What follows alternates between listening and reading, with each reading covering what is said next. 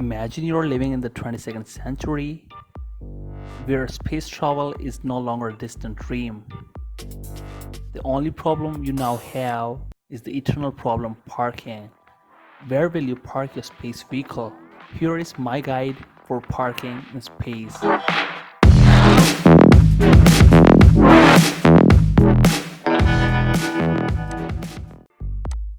In celestial mechanics, the Lagrange points are the points near two large bodies in orbit where a smaller object will maintain its position relative to the two large bodies. At other locations, a small object would go into its own orbit around one of the large bodies, but at the Lagrange points, the gravitational forces of the two large bodies, the centripetal force of the orbital motion, and the Coriolis acceleration all match up in a way that causes the small object to maintain a stable or nearly stable position relative to the large bodies.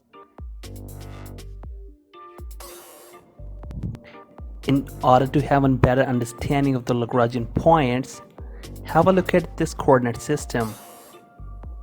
But since this coordinate system is rotating, we have to add in the centrifugal force that pushes out and away from the sun.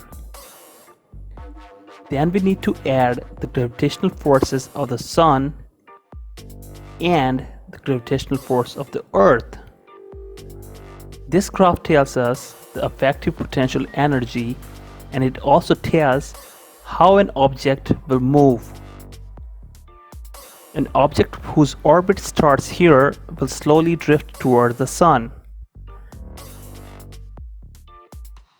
An object starting here will slowly drift towards the earth. And for an object starting here will slowly drift away into the outer intergalactic space. But an object won't move if the surface is flat.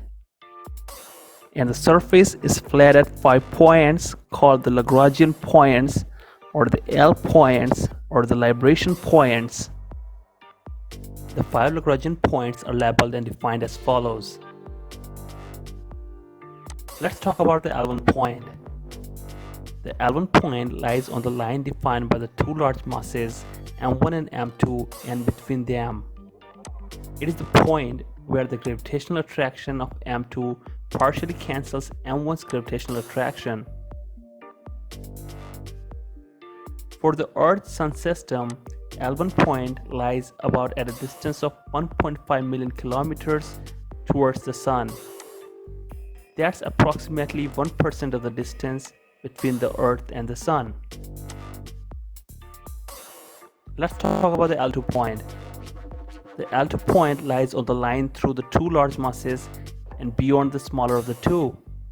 Here, the gravitational forces of the two large masses balances the centrifugal effect of the body at L2. In the case of the Sun-Earth system, L2 point is at a distance of 1.5 million kilometers, but in opposite direction as L1.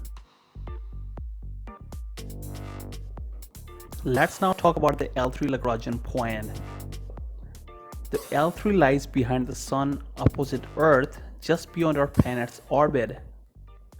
Objects in L3 cannot be seen from Earth. It offers the potential to observe the far side of the Sun.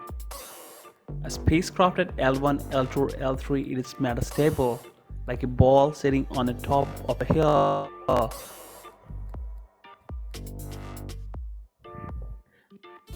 L4 and L5. As seen from the Sun, the L4 and L5 points lie at 60 degrees ahead of and behind Earth, close to its orbit. Unlike the other Lagrange points, L4 and L5 are resistant to gravitational perturbations. Because of this stability, objects such as dust and asteroids tend to accumulate in these regions. At L4 or L5, a spacecraft is truly stable, like a ball in a large bowl. When gently pulled out of place, it orbits the Lagrange point without drifting away. So what are the applications of the Lagrange points? There are various spacecraft launched by NASA and various other space agencies. Those include the Solar Hemispheric Observatory, Deep Space Climate Observatory, Pathfinders, Gaia Mission, Wilkinson's Microwave Anisotropy Probe, Herschel Space Telescope, Planck Space Observatory, James Webb Space Telescope. These are the spacecraft that employs the Lagrange points for their applications. I hope now you understand what Lagrange points are and how are they used as parking spots in space. Thank you for watching this video. If you like my content, don't forget to subscribe.